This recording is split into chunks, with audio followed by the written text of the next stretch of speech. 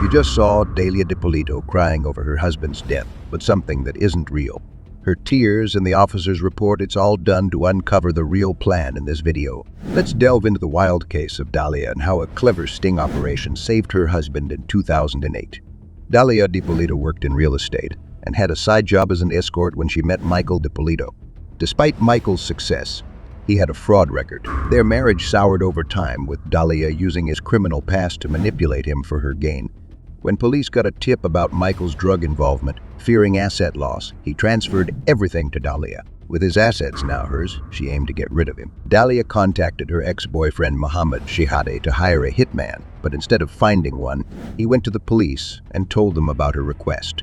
To gather proof, Shihade became a confidential informant for the Boynton Police Department. They asked him to set up a meeting with Dalia at a public gas station to discuss the assassination plan. Shihade informs her that the hitman needs $1,200 to purchase a gun. Surprisingly, she counts out the money and hands it over along with a photo of her husband. When detectives realized the gravity of the situation, a potential murder, they decided to launch a sting operation to gather evidence. Within 2 days, they arranged for Dalia to meet with who she thought was an assassin, but was actually an undercover cop named Police Officer Whitey Jean. As soon as she got into his car, they began discussing the details of the planned attack. We're staying in Paris. All right, yeah. Okay. You understand? But I gotta do my homework, Right. I gotta, know exactly where the place is and how to get out of there, how to get in and out, you understand, what the neighbors are. I gotta call the cops, report a shooting to see how fast they get to that location. There's a lot of stuff I gotta do. Okay. That's gonna cost me a lot of money, because I gotta buy a phone to do it with and then burn the phone later on. There's a lot I gotta do. Alright, so what can we But no, do? I don't mind. You ain't gotta do it now. As a matter of fact, you can leave the thing. You can leave, my payment at the house. If you want to do it at the house, he says he's gonna be somewhere this week. If you want to do it somewhere else, then I have to meet with you, later on to cash. Understand? But you let me know. You give me a day. You give me a time. How are we you going give to me do a it? habit. So if we go ahead and we do it, at the house, how do we, course. how soon could you do it? And I what could time do it are we looking at? Wednesday morning at the house, because I was looking in the newspapers here. There's been a lot of burglaries in this area. All right, it's not uncommon for someone to break into a house. Okay, it's gonna be like I break into the house. Didn't think he was gonna be home because everybody works in the daytime. Right. I'm gonna think he's at work. Boom, he's not at work. Then he gets two in the head. That's it. I take a couple things with me, break a couple windows, make it look like a robbery that went bad. It's all over. I'm gone out of there.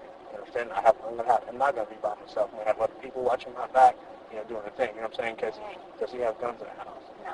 All right. He's right now he's on probation, so there's a lot of people that don't like him. All right. What's his name? Mike. Mike. All right. Okay. Yeah. All right. So that's how I'm gonna do it. You know what I'm saying? Robbery went bad. That's the thing. Okay. Now, once that's done, I'll wait a few days. I'm not gonna call you right away because the police are gonna be all over this motherfucker. Understand? The police are gonna be asking you questions, although they know it's gonna be obvious what it is, and they already know. You know what I mean? But they're gonna ask questions, because that's how they gotta do it. Right. Okay? But I give you maybe 1 or 2 days, but I'll be in contact with you. You know what I mean? When it's all done, and then I get paid. Okay. Understand? All right. Let me see. I got a couple things I gotta ask you. Now, this dude here, you with, how much does he know about this? And how much do you trust him? He's my cousin, and it's like he's the one who, you know what I mean? Right, yeah, because I know you talked to my man, and, Right. My man said he's good. You know what I Yeah. mean? I'm just saying for you. You understand? Because I don't know how well you handle pressure. You understand? I don't know, because I don't want... No, I'm not gonna, I'm a lot tougher than what I look. I know you All see right. me, and you're like, oh, what a cute little girl, whatever. But yeah, I'm not. That I'm you not. are. You're extremely No. beautiful. Thank you, but I just need to make sure everything's gonna take care of. All right. Okay. So, you pay me the back end. How much you paying me? What do you say back at Well, the okay, when it's all done. I was going to get $3,000 from you today, and Right. $3,000 when it's all done. Right. Okay? Since I'm going to collect all of it at once, just throwing maybe $1,000 more. During their 23-minute conversation, they settled on a payment of $7,000 for the murder. To execute the perfect sting operation, they now needed to involve Dalia's husband, Michael, and explain the situation to him. All right, also present in the room right now is Mr. Michael DiPolito. Can you go ahead and spell your last name? Dippolito. And your first name is Michael? Michael. Okay, and your date of birth? 12/18/1970. Okay. You already know why we're here. Yeah. Reference this whole incident that's happened in investigation where your wife hired somebody to kill you. Yeah, before we get started, Mike, go ahead and raise your right hand. You swear and affirm that the statement you're about to give us is true, so help you God. Yes, I do. Okay. Okay. You've already experienced the whole situation, how your wife came in here. But before revealing their plan, the detectives needed to uncover what had gone wrong in their relationship and the true motive behind the murder plot. Yeah, go ahead. And explain to us. Take us back to how you met her. We'll start there. Yeah. Okay. And where'd y'all meet and how long ago? I met my wife. First of all, what's her name? Dahlia. Dahlia Muhammad is her original maiden name. Okay. Now her name's Dahlia DiPolito. We met, I believe, in October, and she's actually an escort. That's how I met her. She came to my office one day. You called her and solicited? I called her and solicited her to the office, and she came to the office. What year is this? This was 1 year behind this year, so that's 08. Mm-hmm. Yeah, because we're in 08 of October. And after that one time, we started dating, and she lived in California at the time, so she moved home and immediately moved in with me.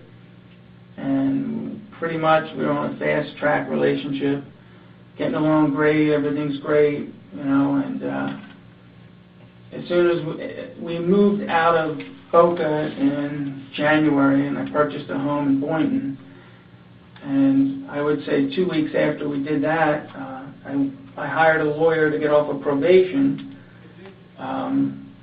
I started giving my wife money because she was going to provide me with the other half of the money for the probation.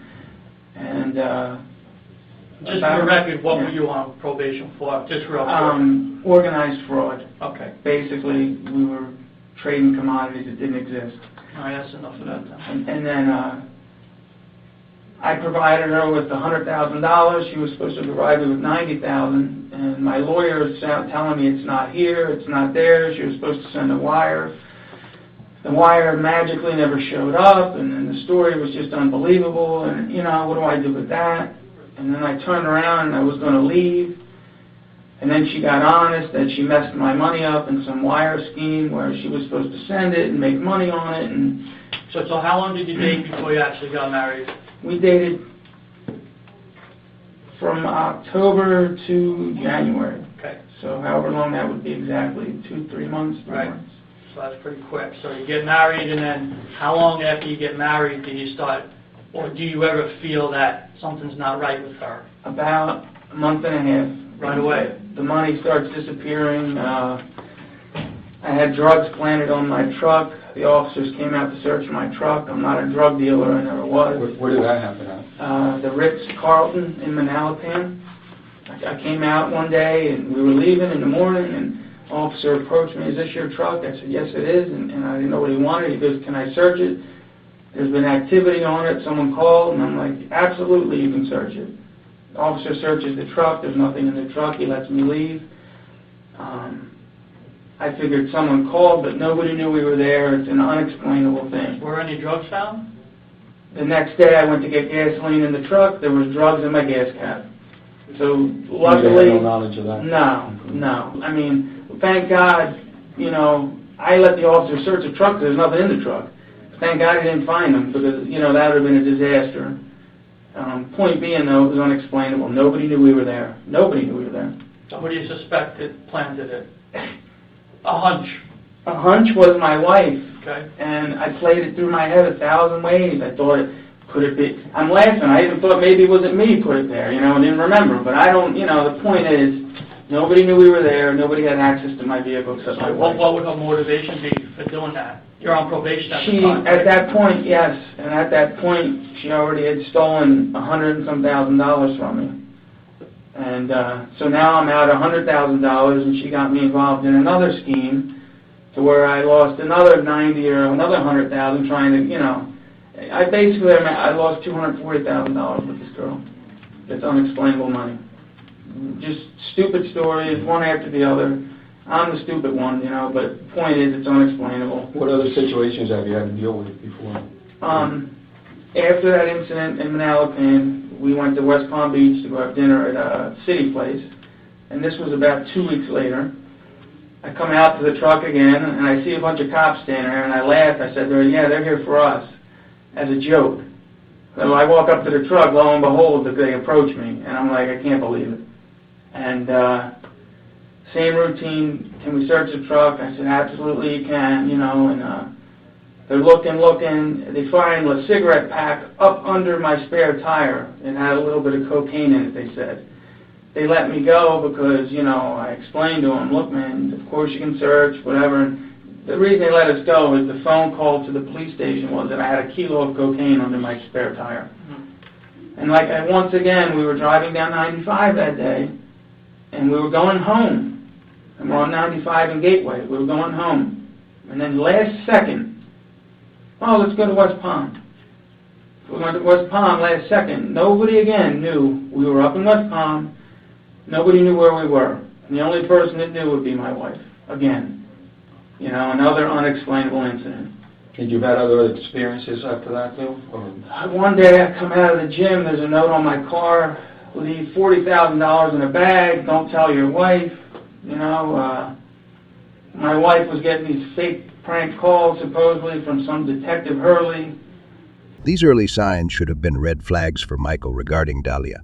The pattern indicates that she may have been interested in his money from the beginning.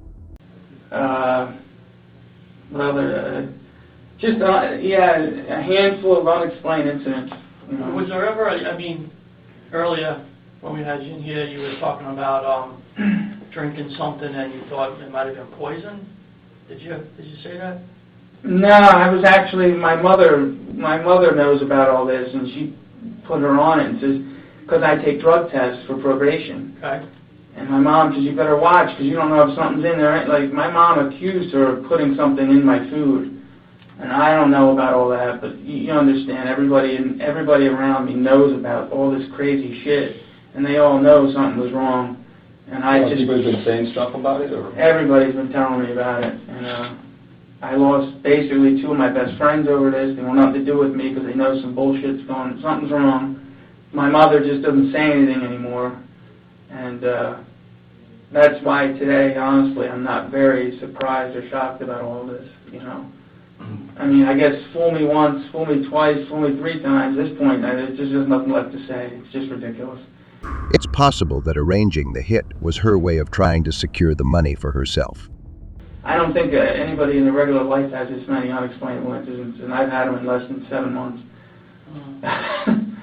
Now, this morning, what was that? This morning when you woke up and she was at the house, tell me about that.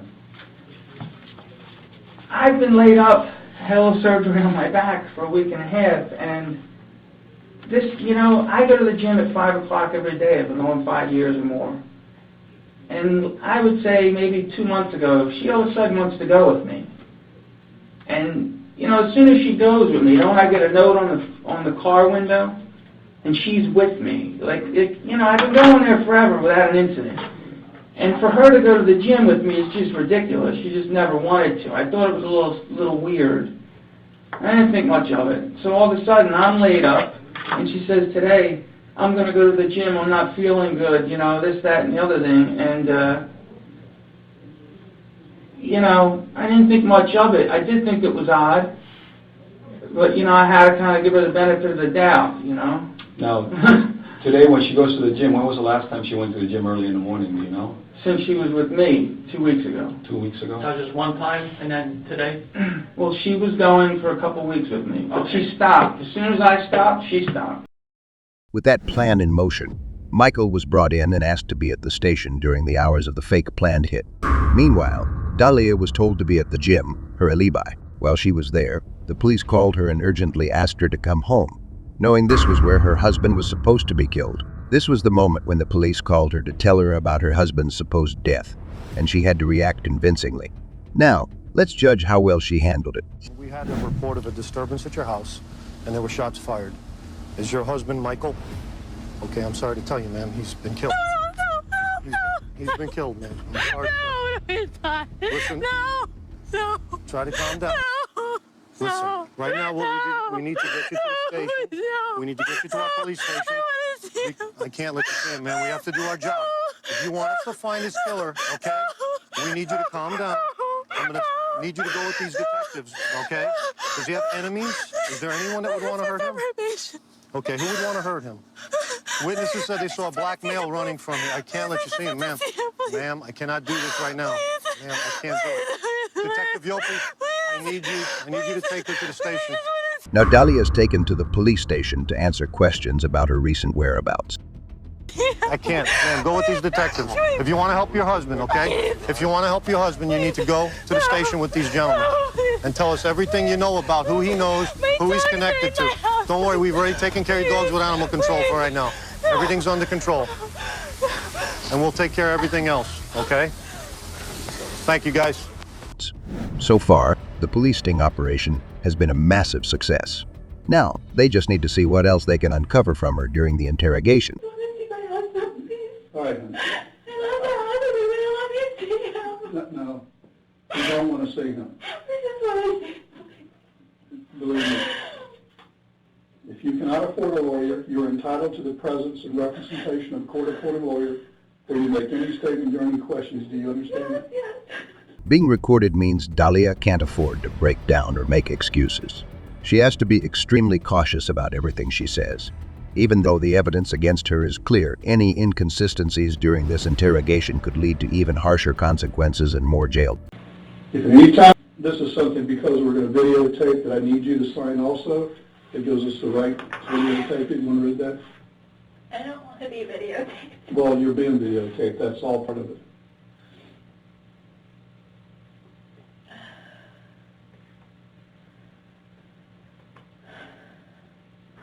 Whose number is this? That's your home number. Oh. We got that from our reports that have been filed here. And then I'll tell you what's going on here. Okay. Listen, is there anybody that you know that you think would want to kill your husband? My husband's on probation. For what? He's for stock fraud. Stock fraud? How long has he been on probation? Probation or parole? Is he spending time in prison? How much? Do you know? 2 years in prison and 5 years on probation, going on to 6 years. Oh my God. And what was that for? It was for taking money. It was like, he explained it like boiler room kind of, where they would take money from people Oh, I and put it understand. towards things. Yeah. How long have you guys been married? Not even a year. This is tragic. Is there anybody you could think of that would want to do this to him? I was telling the officers we've had problems already, and What sort of problem? he's been trying to get off probation, and it's just been nothing but problems the whole time that he's been trying to get off. People weren't happy that he was getting off probation because it's a lot of money he's got to pay back. Well, when you say people, who are you talking about? People that were involved with him before, or? A little bit of everything. This was supposed to be something, when he got off probation, it was supposed to be between us. And he went and he told, friends of his, he told, certain people, and everyone kind of talks, and he's constantly running into a lot of the guys that he was on probation with. Like a couple days ago, we ran into someone. She's speaking fluently about her husband's supposed enemies, trying to paint them as potential suspects by referencing their probation and prison connections. It's a futile attempt, however. And that was a target. I mean, and the guy comes up to us, and he's like with organized crime. It seems like a lot of the guys from Boca are starting to move up here, and we're constantly running into, a lot of the guys that he knows and things like that. Next, she'll likely mention that his friends were interested in his money, specifically $191,000. So it was a lot of money. It was $191,000 that he had to pay back. So we were going to go ahead, and he had the money to pay off the probation and everything like that. And then I guess somehow when he went away, some guys didn't go away. They left the country. You mean went away? He went to prison? Right. Okay. They left the country.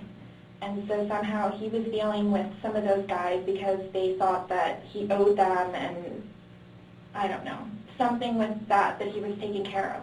So the money that he used to get off of probation, he never did it. He did something else with that money. To verify her claim, the detective needs to investigate who these friends really are. Now, do you know any of these people, their names or anything like that, or where they may live, so that we may be able to follow it up? We're not going to implicate you. The guys that left, I don't know. You don't know them? I don't know them. You've never met them? No, I mean, I know the guy that we ran into a couple days ago. I know certain names, you know what I mean, and I know certain families, they were on the news, like the guys that all just went away. All right, I understand you got a couple animals at your house too, right?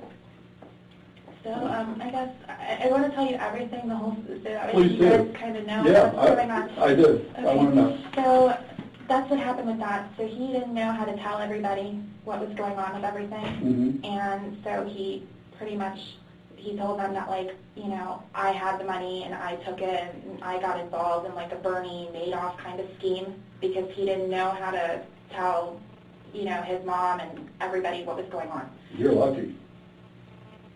What? You're lucky you went to the gym. We were supposed to go to the gym.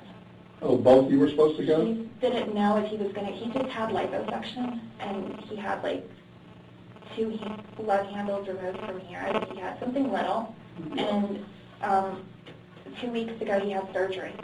And yes, What kind of surgery? the beltectomy, like the lipo that he had. Oh, did he used to be real heavy or something? No, he used to be, and then he got lipo done, and I guess the plastic surgeon left like 2 bulges here, so. Dahlia also mentions her husband's drinking and drug use, suggesting it as another angle for investigation. However, the detectives quickly catch on that she's deflecting from the real motive behind the attempted murder, which is a personal issue. They prompt her to focus back on that aspect of the case. He used to be a drug addict, and... What was his drug of choice? Crack? Yeah, I'll give it to you. And he's recovering alcoholic. And so with him, it's very important to be like on a schedule and, you know what I mean, like have a system and very organized with everything. And let's get back to his death. During the conversation, when she was informed that her husband had been shot twice, she burst into fake tears. I don't know if you know, he was shot. He was shot twice. And I want you to know all this. Do you know this? Did they tell you out there? not exactly. I mean, they told me he was shot. When I was at the gym, I got a phone call. I didn't hear my phone ring, and I called back, and they told me just to please come, that something happened at my house. Yeah, he would. Evidently, your husband answered the door, and they took him back upstairs. Now, when she hears the same news, her mind races to the cameras in her room and the alarm system. Her tone remains oddly consistent for someone who has just lost a husband. And in your bedroom... We have cameras, though. Why would he answer the door? He doesn't answer for anybody he doesn't know. I mean, the only person, like his probation officer, is like the only, you know what I mean? I have no idea. He would not answer the door. We had cameras, like at our house. Maybe he knows this person. I didn't know you had cameras because when we got there, some of your neighbors heard the commotion. We have cameras. The front door has cameras. Oh, that's the back great. door has cameras. But they don't record. And they don't record. Nobody knows, but they don't. We told everybody they record, but they don't record. Oh, God. Because he didn't want them to make a hole in the garage for the recorder to be there because of his car.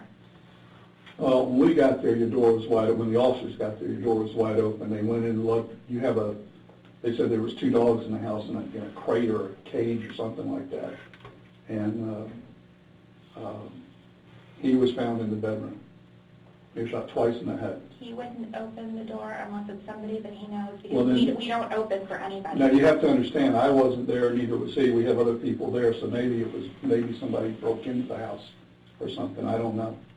I haven't been to the scene yet. All of our rooms have TVs, and we look specifically, like, to make sure nothing is happening, because we've had drug incidences and things like that. Was he asleep when you left? No, because we said sort of, but not really, because of his back. He was just kind of like... Laying there? He was just laying there, and he set the alarm, you know? But, I mean, I There was no said alarm. bye. I said, you know, I'll bring you coffee on the way home, and, you know, normal, like There normal. was no everything alarm. There was no alarm sound going on. I put our little dog downstairs, and he stayed upstairs with the big dog. I don't know. How big is the dog? It's an English bulldog. But Will he he- doesn't do, I Will he mean, bite somebody? no, he loves everybody. I mean, he will run off with whoever he sees. The one that's very aggressive and mean is the white one. The officers, no longer playing games, are confident they have gathered sufficient evidence to uncover the whole truth. Now, you know that I advised you of your rights, right? Yes, you have. Okay. The game's over with. Okay? There's no more games with you and I.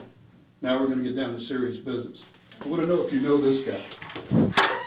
Come here. Bring this guy in here. Get over here. Get over here. You know who this guy is? No, You've never seen him before. I've never seen him before, ever. Do you know her? Put your head up and look at her. Put your head up. I've never seen him. What were you doing coming out of her house? Get him out of here.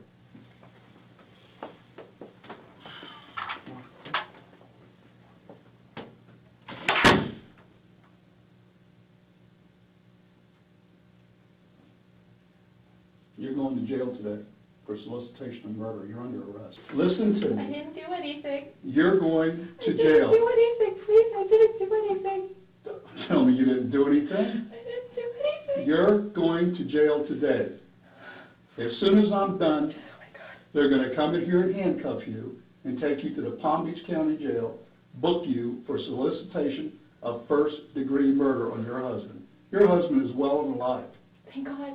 Oh, yeah, thank God. Please, can I see him? No, he doesn't want to see you. I so wanted to see him. He doesn't want to see you. Please. You better quit your playing. Listen to me.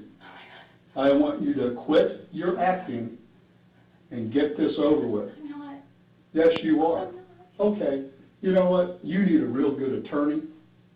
You need a real good attorney because we're going to show them the film where you say you're 5,000% sure you want him dead. You think I made that up? You think I made that up? It's exactly what's going to happen. I'm talking with you. When I leave this room, no other officer will ever talk to you again. The next time we see you is when you're in trial. Dalia DiPolito was charged with solicitation of first-degree murder. In 2017, she was convicted and sentenced to a 20-year prison term, meaning she won't see the outside world until 2032. She should consider herself fortunate. Had her plans succeeded, she might have faced a life sentence. The key figure in thwarting her scheme was her ex-boyfriend, Mohammed Shihadi, whom she had trusted with this dangerous task. Instead of aiding her, he went straight to the police. This concludes the astonishing case of Dalia DiPolito. Thanks for watching and subscribe to our channel for more intriguing cases like this one.